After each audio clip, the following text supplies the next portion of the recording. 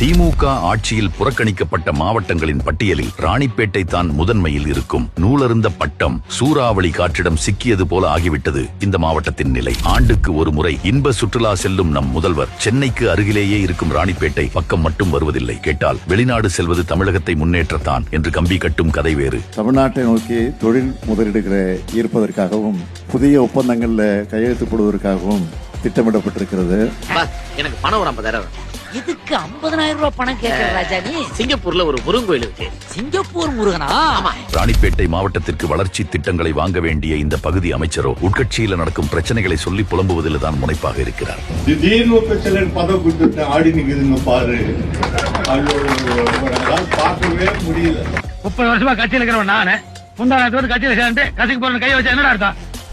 நேரப்பா சண்டை போட்டுக்கிறீங்க. அதுக்காக அவன் உரிமை எப்படி விட்டு கொடுக்க முடியும்? இவனையெல்லாம் கட்சியில வைக்க வேண்டிய இடத்துல வைக்க வேணும். ராணிப்பேட்டையில் குடிநீர் ஆதாரமாகவும் நிலத்தடி நீர்மட்டத்தை குறைய விடாமல் மீள் நீரப்பு ஆதாரமாகவும் விளங்கி வருகிறது பாலாறு நதி. இப்படிப்பட்ட நதி இன்றைய அரசின் மெத்தன போக்கால் எந்த நிலைக்கு ஆளாகி கொண்டிருக்கிறது என்பதை நீங்களே பாருங்கள். ராணிப்பேட்டை மாவட்டம் மேல்விசாரம் பகுதியில் கழிவுநீர் சுத்திகரிப்பு ஆலையில் கழிவுநீரை சுத்திகரிக்காமல் அப்படியே திறந்து விட்டதால் பாலாற்றில் கலக்கும் தோல் கழிவு நீரால் நீர் ஆதாரங்கள் பாதிக்கப்படுவதாக பாலாறு மற்றும் அதன் கிளை ஆறுகளில் தொழிற்சாலைகளில் இருந்து கழிவுநீர் வெளியேற்றப்படுவதால் விவசாயிகள் வேதனை கிடைத்துள்ளனர். பாலாற்றில் செல்லும் நீரில் தோல் கழிவுகளை திறந்துவிட்டதால் அதிக அளவு நுரையுடன் நீர் பொங்கி காட்சியளிக்கிறது. இதை தடுக்க இதுவரை இந்த திமுக அரசு ஏதாவது நடவடிக்கை எடுத்திருக்கிறார்களா? மறந்துட்டேன். ஏனென்றால் இவர்களின் நோக்கம் பாலாற்றை முற்றிலுமாக அழித்துவிட்டு கனிம வளங்களை திருடுவதுதான். ஆற்காடு அடுத்த சக்கரமல்லூர் பகுதியில் பாய்ந்தோடும் பாலாற்றில் மணல் குவாரி அமைப்பதற்கு அனுமதி கேட்டு திமுக அமைச்சர்களிடம் இருந்து அதிகாரிகளுக்கு அழுத்தம் கொடுக்கப்படுவதாக அப்பகுதி மக்கள் குற்றம் சாட்டுகின்றனர். பாலாறு மட்டுமில்லை, வாலஜாபேட்டையில் நல்ல தண்ணீர் குளம் முற்றிலுமாக கழிவு நீர் குளமாக மாறியிருக்கிறது. இது போன்ற எண்ணற்ற ராணிப்பேட்டையின் நீர்நிலைகள் இந்த திமுக ஆட்சியில் சீரழிந்திருக்கிறது. முதல்வருடைய முழு கவனமும் தன்னுடைய தகப்பனாருக்கு மாநிலம் எல்லாம் சிலை வைப்பதிலும் தன்னுடைய மகனை அரியாசனத்தில் ஏற்றுவதிலும் தான் இருக்கிறது.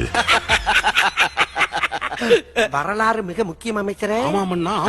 தமிழகத்திலேயே ராணிப்பேட்டை மாவட்டத்தில் தான் அதிகப்படியான மக்கள் கேன்சர் நோயால் பாதிக்கப்பட்டிருக்கிறார்கள். இந்த மக்களை பாதுகாக்க இதுவரை எத்தனை சிறப்பு திட்டங்கள் செயல்படுத்தி இருக்கிறார் இந்த முதல்வர்?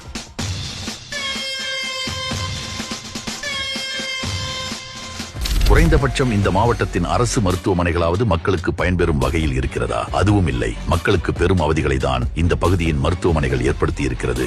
ராணிப்பேட்டை மாவட்டம் வாலாஜா அரசு மருத்துவமனையில் பெண் நோயாளிக்கு தூய்மை பணியாளர் ஒருவர் குளுக்கோஸ் ஏற்றும் வீடியோ. 24 ஹவர்ஸ் டியூட்டி தானுங்க. ஏன் டியூட்டில யாரும் இல்ல?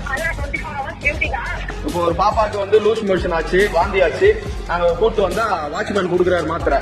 ராணிப்பேட்டை அருகே அரசு ஆரம்ப சுகாதார நிலையத்தை மழைநீர் சூழ்ந்துள்ளதால் நோயாளிகள் கடும் அவதிக்குள்ளாகிறார்கள். ராணிப்பேட்டை மாவட்டம் திமரி அரசு ஆரம்ப சுகாதார நிலையத்தில் மருத்துவர்கள் மற்றும் அடிப்படை வசதிகள் இல்லாததால் பச்சிளம் குழந்தை உயிரிழந்த சம்பவம் எந்த கொம்பனும் குறை சொல்ல முடியாத அளவிற்கு ஆட்சி நடத்திக் கொண்டிருக்கிறார். குச்சமே இல்ல.